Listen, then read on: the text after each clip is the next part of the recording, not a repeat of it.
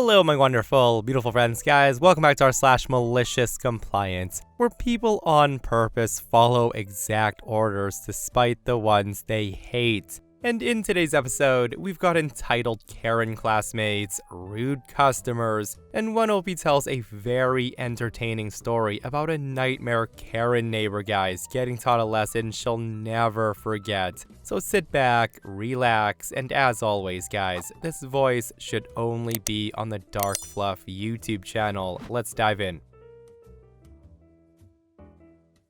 So I was 19 at the time, and I was a shift supervisor at a local sub shop, Planet Sub. This was my first managerial position, and honestly, I'm surprised I had the gall to do this.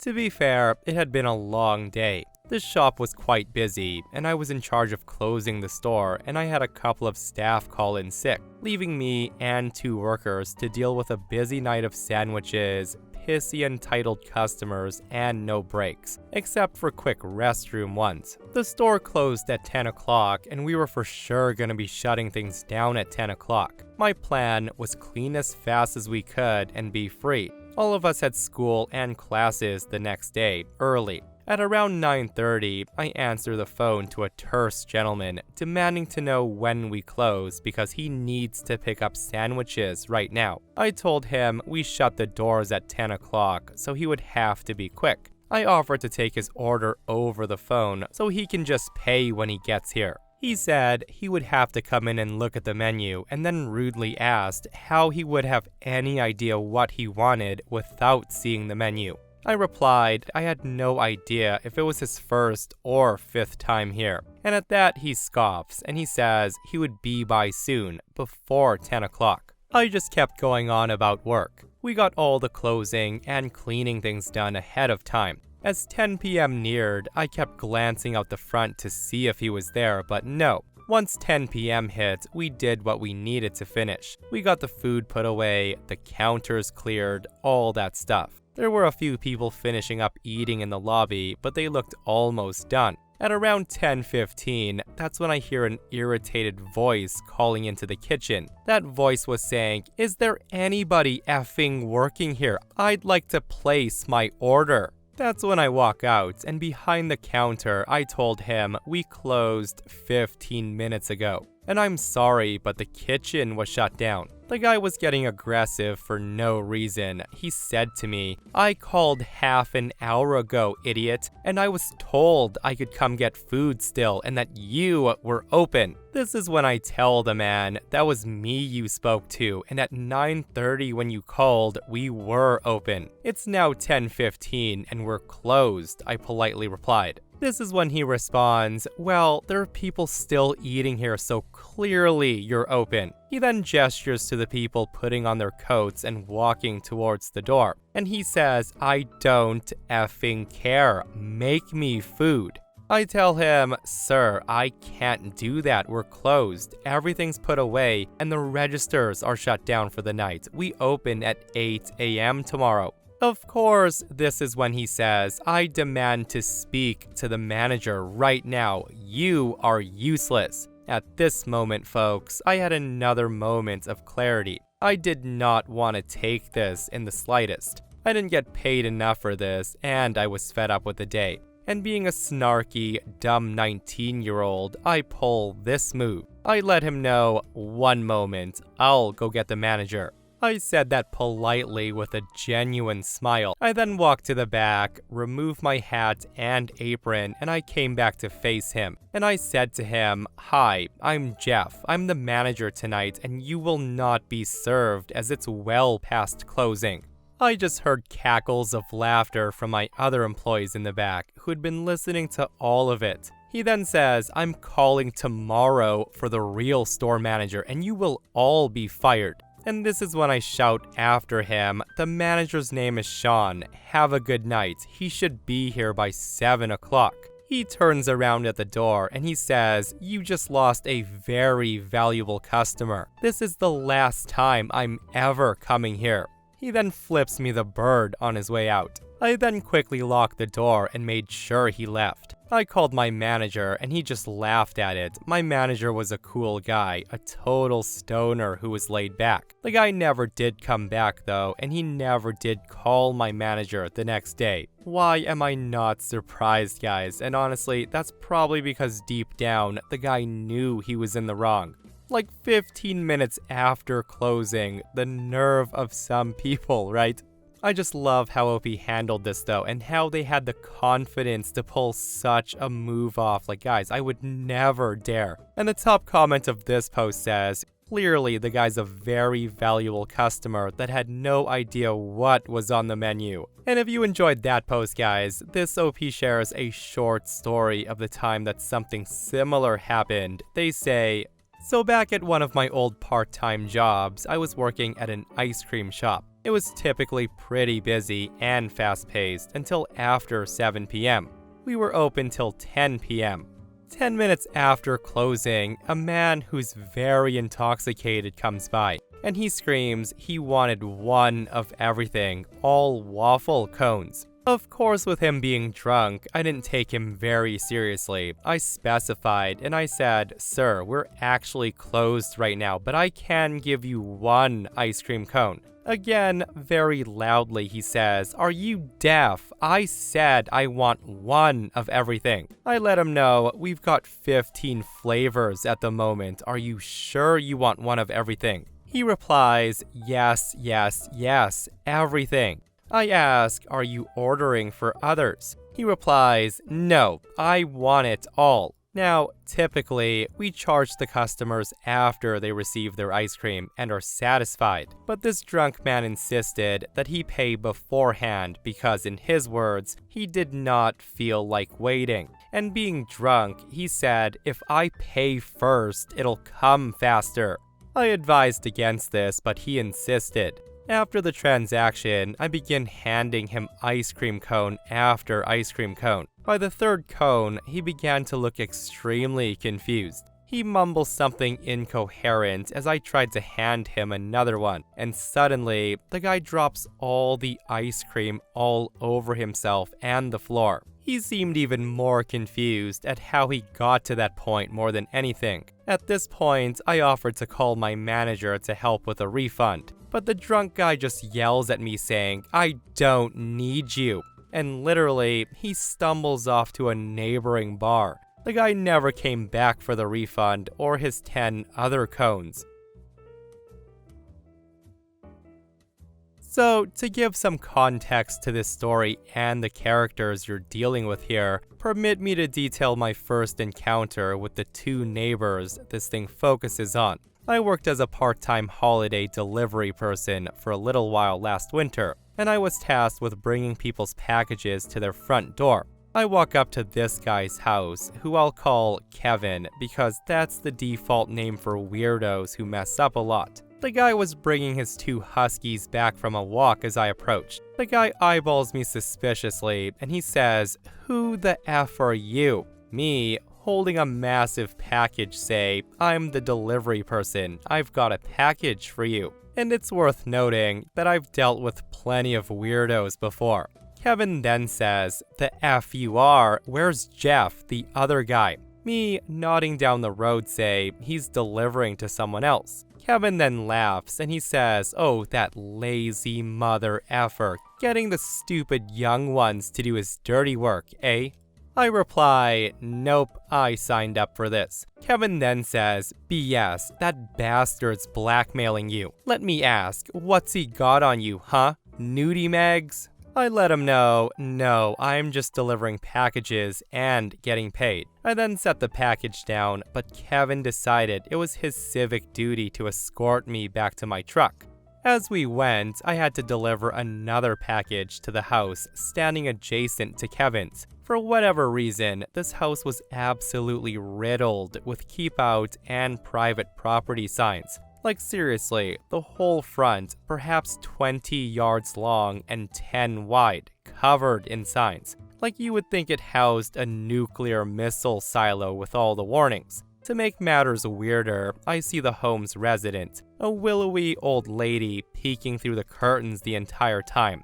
I just walk up, delivered the thing, and returned to the street. Kevin kept me company the whole way, and I could almost swear the guy glared daggers at this old lady. For me, relief came when Jeff, the truck driver, finally came up to us. The first thing Kevin says to him was, "I caught another one of your little mother effers on my property. Don't you train them?" Now, Jeff must have realized I had no clue what was going on, because he just laughed with Kevin and he told me to sort packages in the truck. I did so, thankfully, while he just talked with Kevin. When Jeff finally gets back into the truck, I immediately asked, what the heck was that all about? Jeff had the decency to look embarrassed as he scanned a couple of packages. He says to me, "He's a character, right?" I replied, "No crap, he's a character." This is when Jeff pointed back up the street to the house with all the warning signs. He says to me, "You see all those signs?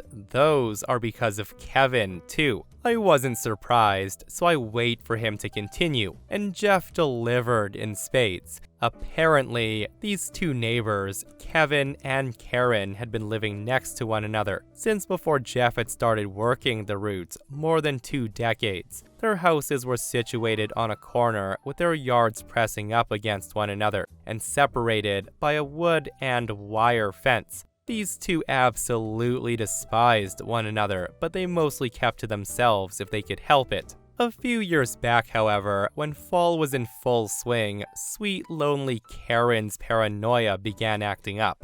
She regularly thought up of ways in which the world was trying to invade her personal life, mostly in the form of packages that Jeff delivered that she seemed to have forgotten ordering. Anytime he rang the bell, she would peek through the blinds and stare at him like he was an alien from a hostile world. One could only wonder what might happen if somebody like Kevin caught her out in the open. So one gusty October day, Karen decides that the leaves falling from the trees in Kevin's yard are being blown into her yard on purpose.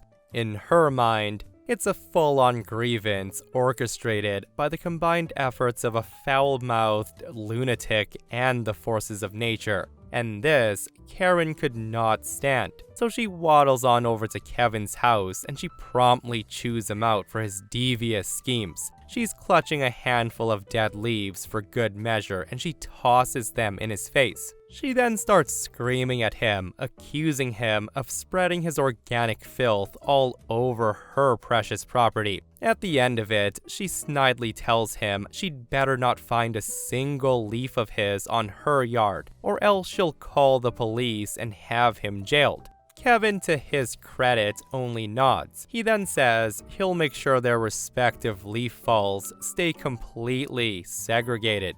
A week later, Jeff tells me, grinning wide, that he's delivering a package to the street corner and he stumbles upon a peculiar sight. A positively massive pile of leaves is clumped in the corner of Karen's backyard, almost buckling in the fence from the weight. Then, he sees Kevin riding the helm of a heavy-duty lawnmower with a bulldozer-like attachment on the front end. It's filled to the brim with leaves, which he's promptly lifting above the dividing fence to Karen's property and dumping into the pile. When Jeff asked what the heck he was doing, Kevin beams with pride. Kevin says to Jeff that crazy old bat wants us to keep our leaves to ourselves. He then gestures to the pile that had amassed in her backyard, and he says, "Well, I've been keeping very strict tabs, and all of these came from her effing yard, so I'm just giving them back to her." Jeff is floored by this notion, and rather impressed, he says, "What does she think about it?"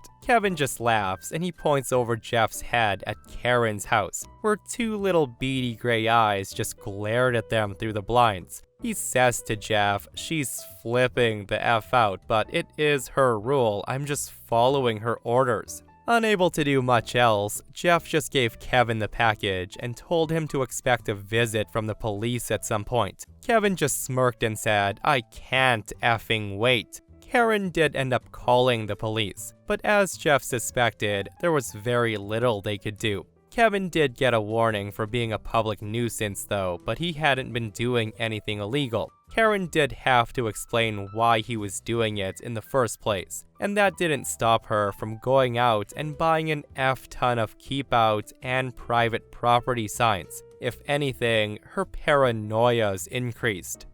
As for Kevin, well, he was all too happy. He just wanted to show Karen that he heard her orders loud and clear, leaving no room for error. After hearing this story, I began to understand why Kevin's been so abrasive with me at the beginning. He really didn't have a filter, and he didn't mind the cursing. In fact, for Jeff, it was often a rite of passage. He loved seeing how his assistants handled meeting Kevin, and how they responded to a good "Who the F are you?" I guess I did alright, because I haven't come home to any monstrous piles of leaves in my yard as of yet. What's that saying, guys? Don't start trouble and there won't be trouble. Like, Karen made a huge mistake throwing that pile of leaves into Kevin's face, and I bet she regretted saying those exact words. But that said, like, the whole leaf feud thing is such a real thing, guys. Like, I once witnessed my two neighbors down the street screaming at each other, and they were about to fight because one thought the other was blowing leaves onto his grass. But yeah, a giant pile of leaves on Karen's yard. Her head probably exploded seeing that. So this is a long one, but it's well worth it. Back in middle school, the school I went to was a bit non-traditional. It was a private school, meaning it wasn't exactly constrained by the same rules as the public one. So it got away with doing things quite a bit differently than what most schools did at that age. One of the biggest things in this area was our science fair project. Now, this project wasn't just the classic baking soda volcano crap, oh no. This was way more equivalent to a capstone project. If you think I'm kidding, let me tell you about it. We were given the whole school year to work on it, and it was worth, I kid you not, a good 85% of our science grade for the entire year. There were kids who didn't do anything in science class because they knew it was all about the project, not the class that mattered. And it was competitive too. Every project would be judged, and if you did well at the school fair, you would get sent to a regional fair. And if you did well at the regional fair, you would get sent to the statewide fair, which was a huge deal. Now, given how huge this project was, we were supposed to do it in partners at the very least. Though the teacher actually recommended working in large groups of up to 5 people just because of how much work this project entailed. Now, you probably already know where this is going, but before I get to the action of it, there is a few things you need to understand, because I want you all to know that what I did wasn't just out of nowhere. This was a result of accumulation of BS. So, ever since I was old enough to actually display a personality, I've been noticeably, to use a term I kind of hate, quirky. There were things that were just a bit out of place when I was a toddler. Things like seemingly inexplicable tantrums, overly aggressive behavior at times, but nothing that couldn't be chalked up to just kids being kids, with the assumption that I would grow out of it. Well, I didn't. I had grown out of the actual tantrum part, but the underlying problem was still there, only becoming more and more obvious as I got older. I got upset over things that seemed pointless to other people. I didn't understand jokes or sarcasm very well. Kids often said I was creepy because I wouldn't look them in the eyes, and I was generally quiet and robotic for an 8-year-old. I often blurted out some weird and upsetting stuff with no real warning, unable to read the mood to know what was appropriate. We found out later that, much to the surprise of absolutely no one who actually knew me, that I'm autistic.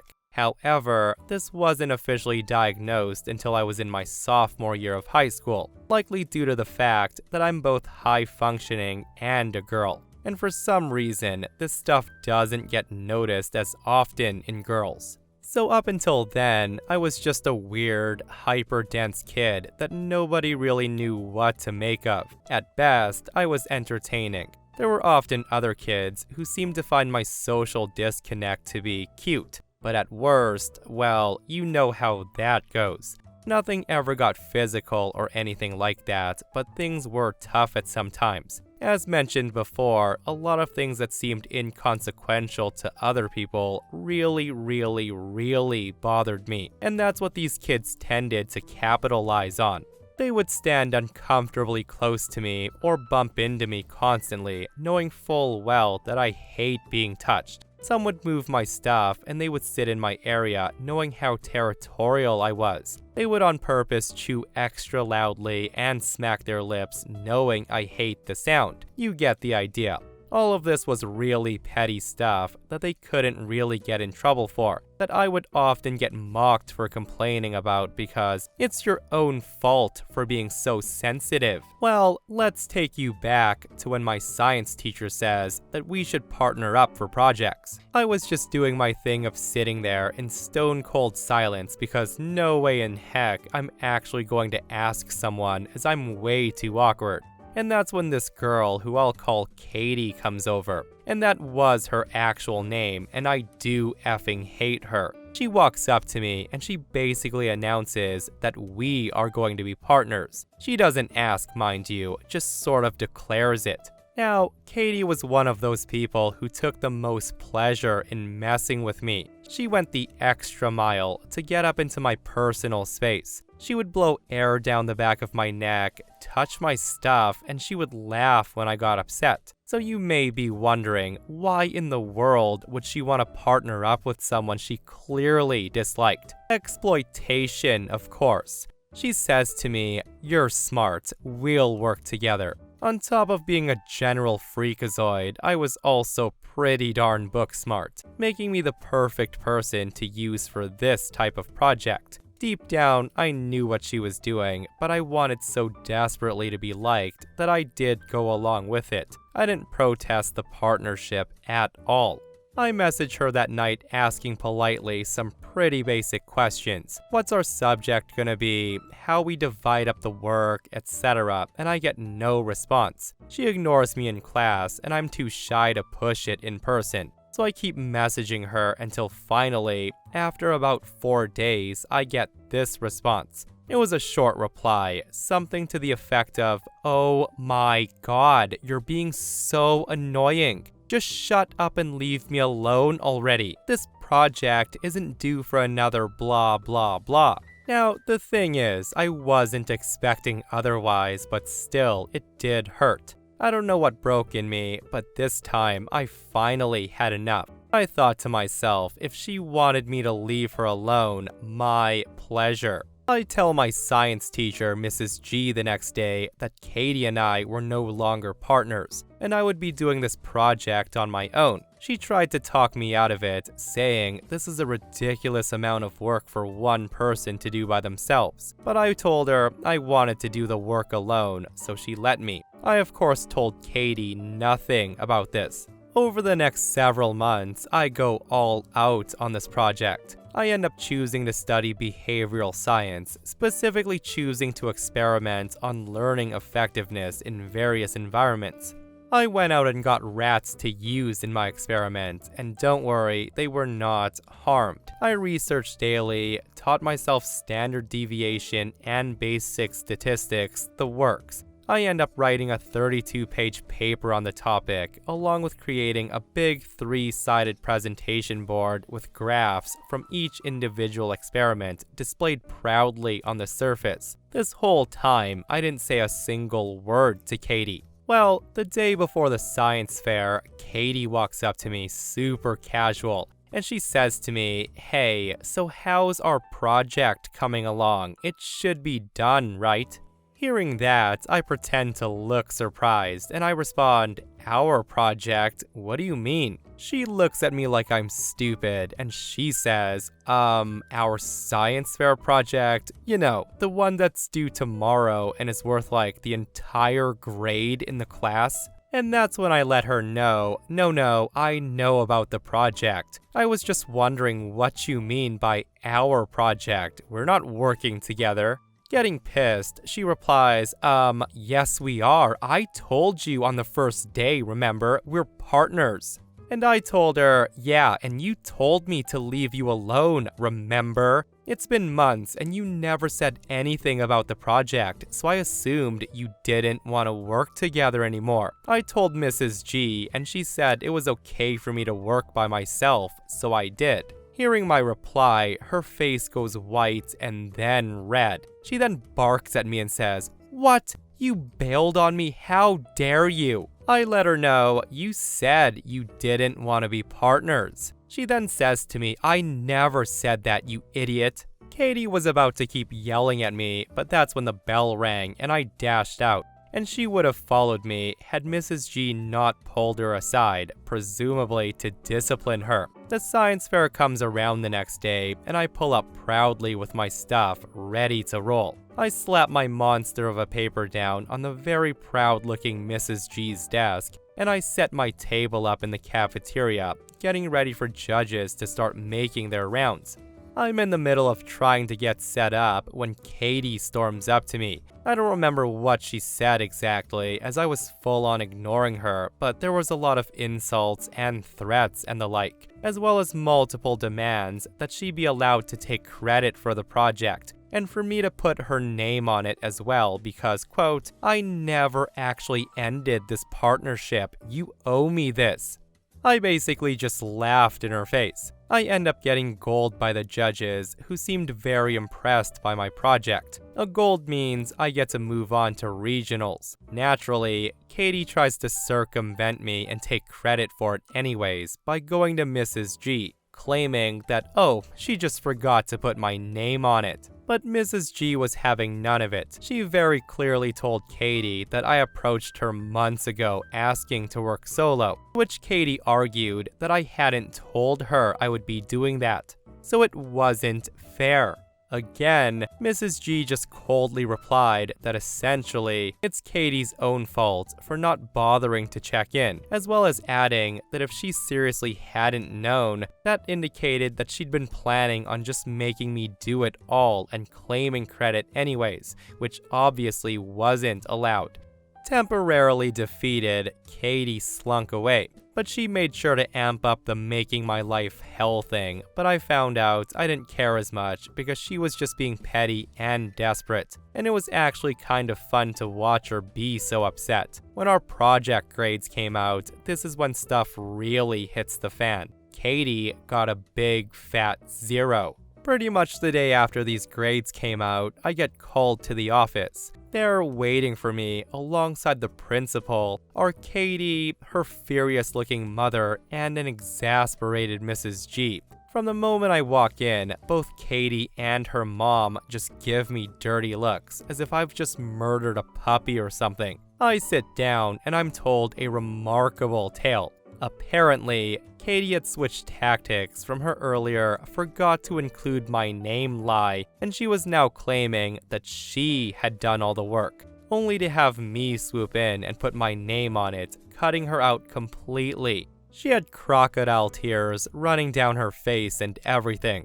Meanwhile, her mom just rubbed her back, trying to burn holes in my skull with her eyes, and Mrs. G really looked like she was ready to slap her. Naturally, I explained my side of the story, with Mrs. G backing me up and vouching for the fact that I said I was working alone months ago. Of course, this wasn't enough. Katie's mom then tried to argue that I unfairly kicked Katie out from the partnership, and I should be punished for it, even going so far as suggesting that I should be, I kid you not, expelled for sabotaging Katie by refusing to work with her. This is when I calmly replied that actually, Katie had been the one to cut ties with me, and I had just been doing what I thought she wanted. She called me a liar, of course, so that's when I pull out my school laptop and I show her the multiple messages I sent asking Katie about the project, as well as the message that Katie sent back telling me, "Shut up and leave me alone already." After that moment, Katie tries to recover, claiming that she'd just been mad that I was emailing her constantly, and that she hadn't actually said she wanted to stop being partners, but she really didn't have a leg to stand on here. Katie ends up failing the entire class, and I take no shame in admitting that watching her cry her eyes out at the end of the year gave me a truly euphoric sense of happiness. Guys, I absolutely love this story so much, and honestly, Katie got what she deserved in the end, right? I just hope she learned a lesson that you truly reap what you sow, and don't try to take advantage of others like that. Especially if the others are the people you pick on daily. Shame on you.